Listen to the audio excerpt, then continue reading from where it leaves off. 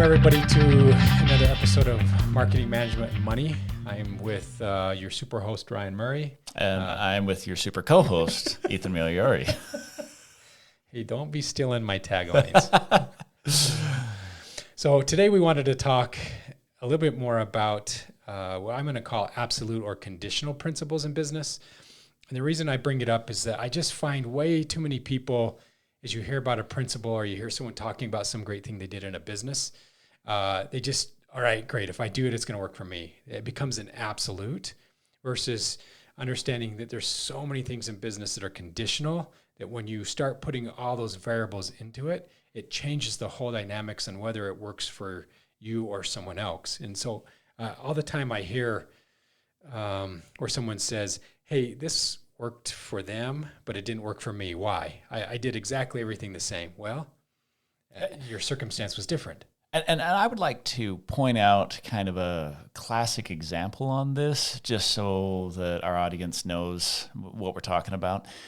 When I work with social media marketers, a lot of times they'll put out a post and one post will go viral, and then they try and replicate that.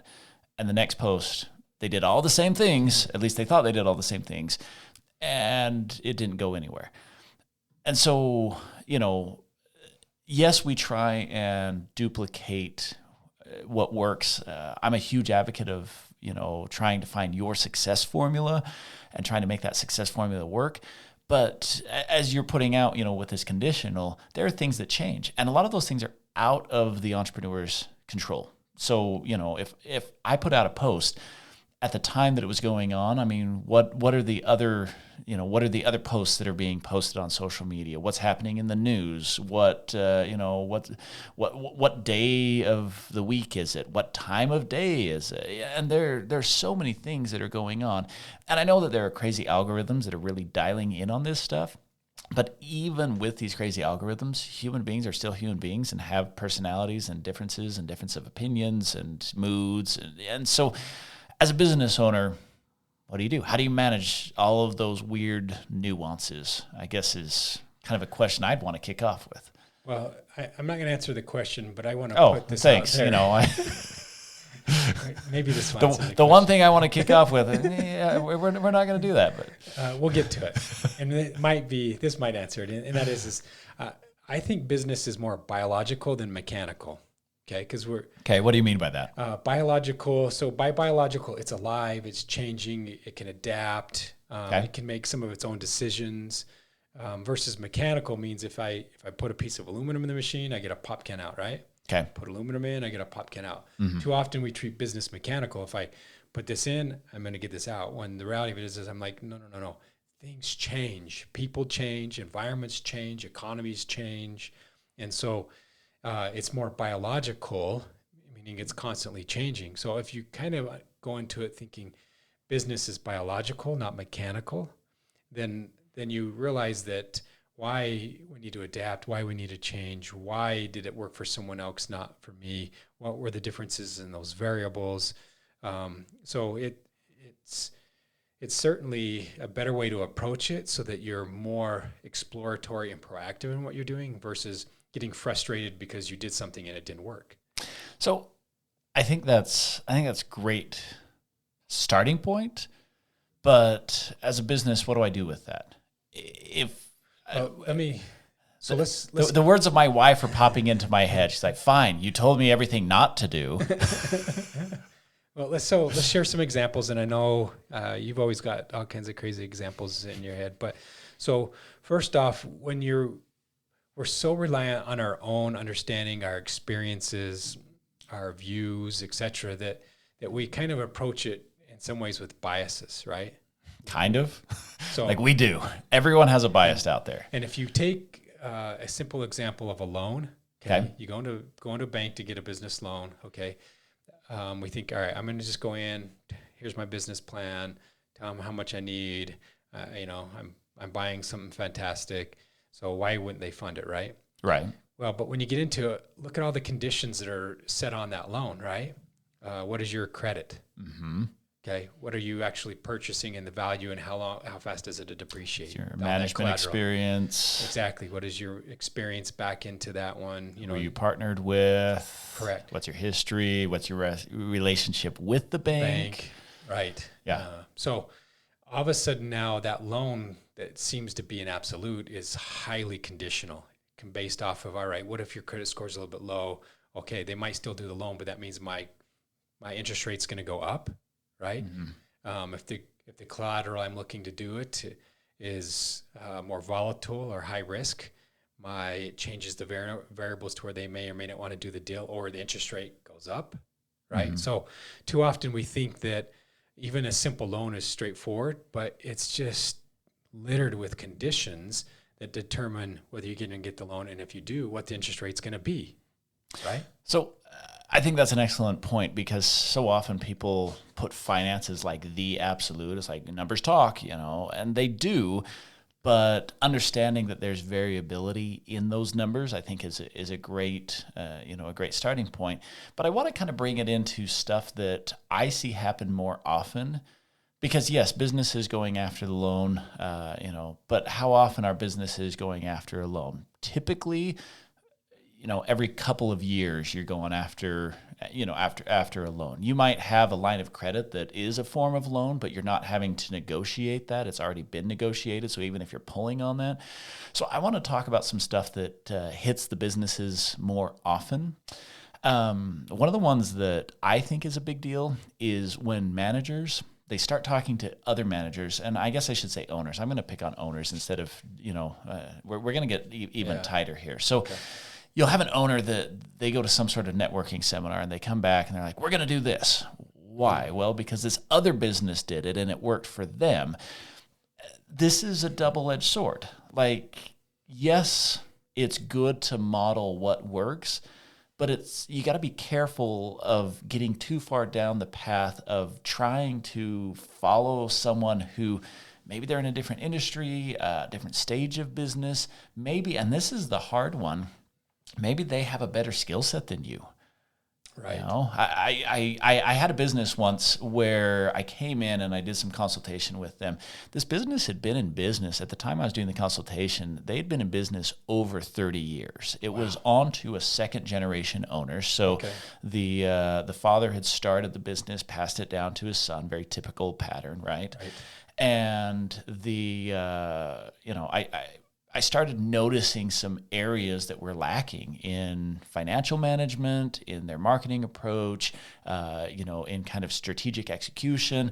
And as a consultant at the time, I'm looking at this and saying, oh man, this is great, because I can come in and we can make some quick fixes and see some pretty dramatic results. So I was excited about the opportunity. And everything I suggested, they always said, well, we've done that. Well, we've done that. Well, we've done that. And I finally, and honestly, I kind of lost a little bit of patience. Maybe it wasn't the best thing to do. But I finally just said to him, like, yeah, you've been in business 30 years. You've done everything, but it hasn't worked for you. So how about we do it right? And I don't know if that was the best response, but You're have to tell me the backstory after that. but that's the true response, is to say, yeah, if you've done it, just because you've done it and it didn't work doesn't mean that you did it right. Doesn't mean that you have the skill set to do that. We look at this. But we see that mistake all the time when we work with individuals who need market research. Mm-hmm. You start pulling demographics and psychographics and, doing hot maps and things like that, that when they start looking at all that and then they're saying, okay, great, let's do this one. But you're like, whoa, time out, wait a minute. We pulled the data, but if you have a different culture than the data you pulled the culture for, and rural versus more urbanized areas is a huge example, because rural mentality is different. It's a different way of life than when you get into the urbanized areas of America. So you find that most data that they're coming out is based off of urban experience. And so they try to apply it in an urban and it doesn't work. Yeah. Right. And so this is kind of interesting. One of the things that I'm trying to do right now for myself is I want to do a study of successful people in history that are, clearly successful, maybe overlooked today, and see what I can glean from their lives and be like, okay, what habits did they have? What, decisions did they make? So recently I watched this documentary on George Washington Carver, who did not invent peanut butter. Everyone thinks he did. He invented 105 ways to use peanuts. And not peanut butter. But not peanut butter. Well, so, he actually, as an influential black, so, he was born the year the Civil War ended. So he's like 1 year old when the Civil War ends. Right. And, so here you have a black that, the slaves are just free. The crazy thing was he was kidnapped. Him and his wife were kidnapped. Like when he was 1 or 2 years old, not his wife, his mom. I said that really weird. He and his mom were kidnapped. His dad had already been killed, and his mom was never found again. He was actually recovered, but, so he was orphaned. And he ended up going into the northern states and getting an education, and he was very successful. And by choice, he went to Alabama, where there was still some serious issues with segregation, and there were all these black poor farmers that were stuck in this downward spiral. And as I was, watching this documentary, I thought to myself, I don't relate at all. A fascinating life and very, inspirational person. But I don't relate at all because I don't have to deal with, segregated right. Alabama in the early 1900s. And so, kind of talking about what you're talking about is, we look at these people and we say, oh, that's what they did. I'm like, are you willing to do what they did? Are you following the path of what they did? Because right. Your management style is going to be very different. Your company culture is going to be very different. And so, you might read a book and be like, oh my gosh, this is how we're going to do everything. And I'm like, Well, and that's the mistake that people make, is that they hear about it and they try to implement it exactly in the way they heard it or they saw it, versus, all right, I like the concept of it. Mm-hmm. How do I take this concept and massage it into what fits in our environment that we're living in, whether that's company culture, whether that's the economics of our region, whether that's management style, right? Yeah. So that's the key, is that there's a lot of good information out there, but how do I take it and I tweak it, massage it, and conform it so that it makes sense for what we're doing, versus taking an absolute principle, trying to, that old saying, pounding a square peg into a round hole type of a thing. Yeah. Eventually we can make it work, but it does damage in the process. So I've mentioned this one on some previous podcast episodes, but I just finished doing a community play for the first time. Oh, yeah. And it was interesting because I'm not a trained actor. I don't know. This is the first production I've ever done outside of like podcasting, I guess. So one of the things that was really interesting is all of the people who had more experience than me kept telling me, make it your own role. Don't try and just rehash what you've seen someone else do in this role. And I think that applies to businesses, where if you picture yourself as like, playing a character on stage, if you try and mimic to the T what someone else has done, either A, you're not going to be as good as them, or B, you're going to be boring because you're exactly like them. Like you got to put your skill set behind it. And so in business, we're not saying stop reading books and following what people advise you to do and just go out on your own because you're going to end up going on your own anyway. No, that's not what we're saying. But I think it's important to say, what's your flavor? How are you interpreting the advice, the data, the role, and making it your own? Years ago when this idea was shared with me, I love the word that the gentleman was using. That was accommodate. Learn to accommodate it to your circumstance, right? Learn to, and I like that word accommodate, because it means that I'm happily and easily trying to work it into what I'm doing. I'm not struggling. I'm not forcing it to do that one. So in that process, unfortunately, when we learn to do some of this stuff or try to put it in, we have to almost sometimes unlearn to learn. Yeah. Right. To say, okay, great. I have to take, that my understanding and my experiences and everything that sometimes are create strong biases and say, wait a minute, I have to rethink this so that I'm unlearning to learn it to get it so that I can put this principle that we seek and strengthen what we're trying to do so that it accommodates and it becomes an asset for us as we move forward with implementing it into what we're doing. Yeah. Yeah. So what I'd like to do before we kind of button up all this episode is I'd like to put some tangible steps or some tangible advice of what, what we're recommending of how to implement this. And the first thing that I want to throw out there is the importance of being exposed to outside ideas. And I think that could easily get overlooked in this discussion because we're talking about, how things are so conditional and it really sounds as though you don't want to follow suit with what someone else is doing. I'm like, no, people have paved the way. People have figured things out. And you're going to have far more success by modeling after success than you are by reinventing the wheel. And so to me, the very first thing that I would say is what is your, what is your routine in being exposed to outside ideas or, trying new things, replaying, having an opportunity to work something and then work it better and then work it better. Like what is your routine that you have? So, are you listening to books? Are you listening to podcasts? Or, what exactly are you doing to give those opportunities? And that to me is the starting point. Yeah.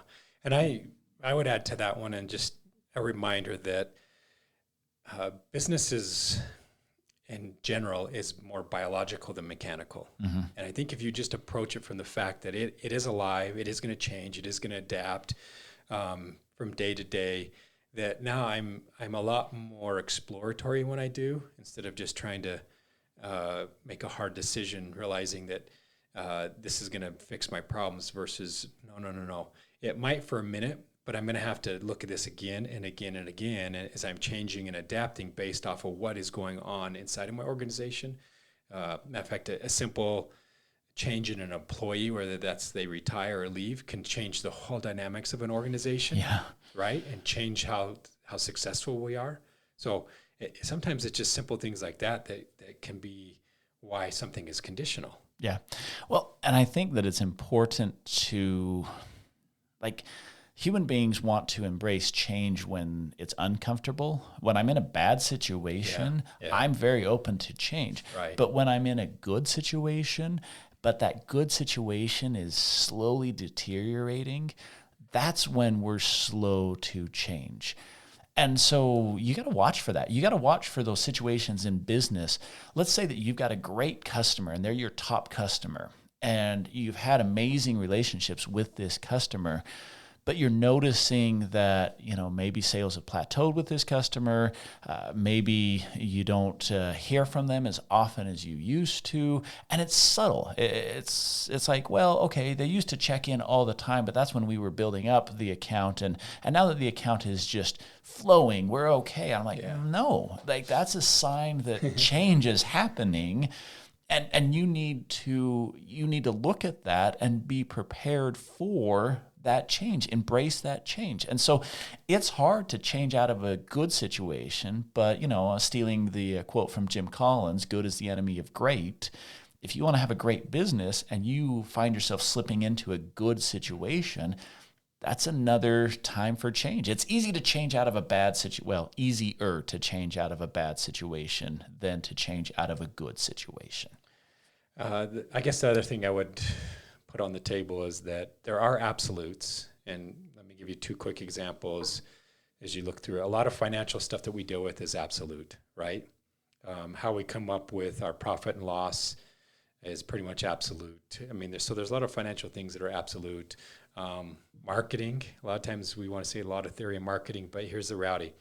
if you're not doing any marketing, you're not going to grow, right? It's an absolute that you can't just sit in a back closet with an amazing product and think people are going to come knocking down your door. You still have to get that message out there. Mm-hmm. So there are some absolutes. And so when you're presented with new ideas or you like something that you want to try to implement, I always approach it and say, hey, look, assume that there's pieces of it that are absolute, but like we've been talking about today, there's pieces that are going to be conditional that you need to start looking and saying, all right, how do we adjust this to where it fits into our model, to what we're doing? Or what do we need to adjust inside of our model in order to make it work, because we're not completely aligned how they were. We're missing some pieces that we got to fill in. Yeah. And I guess for me, when you're talking about absolutes, so a quick point that I want to make is I'm going to argue that there are no absolutes, but then I'm going to argue that you're absolutely right. You can't end on that one. I'm not ending on this. I'm just stating that don't get hung up on like, well, like don't get overly theoretical and whatnot. The principle is there, and I like to say in business there are principles and then there are tactics. The principle is there. How you go about that, that's your tactics. That's how you want to be in that space. So anyway, kind of going too far down that rabbit hole. And so to bring it back a little bit, so we talked about the absolutes and we said, that there are absolutes. We talked about, embracing the change and understanding that change, even in a good situation, is there. But I want to, and this is what I would end on, but if you have some other things you want to throw out there, I want to talk about just the unknowns. And a lot of this is just get out there and do it. It's, trial by fire. It's, even if you've been in business for decades, it's still trial by fire, because your customers change, your markets change, the product changes, everything is changing on you. And so you're still just trying to figure things out for the first time. Don't be afraid to make mistakes in this space. This is saying, you're going to do some things are going to work, some things aren't going to work, some things are going to be a home run, some things are going to be a base hit. And it's okay. You can, you can just keep iterating, keep innovating. And I mean, maybe I'll go back to an absolute. The businesses that are most successful are those that will keep iterating and keep innovating, as opposed to those that, that get stagnant. And so that to me kind of like sums it up for me.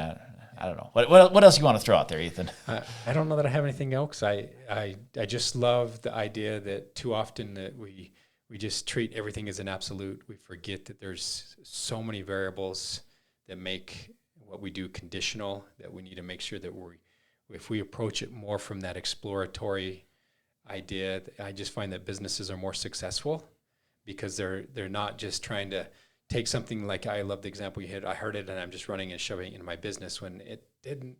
There's pieces of it that just didn't make sense. Yeah. Right. Yeah. And so just thinking of the bigger concept that as you approach decisions you have to make in your business, whether that's hiring someone, marketing, taking a loan, as we've talked about, that understand the pieces and components of it and use it to your advantage instead of finding out the hard way because you're struggling and it isn't working out and you don't know why. Yeah.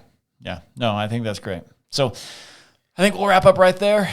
Thanks for tuning in. We appreciate you guys. If you liked this, go ahead and share it out there. And if you have any comments, you can reach Ryan at marketingmanagementmoney.com. You can find us Instagram, MMM_smallbiz. We're on jazzjune.com/MMM, where you can check out all of our training materials and other content. And we hope you tune in to podcast and content in the future. Take care. See ya.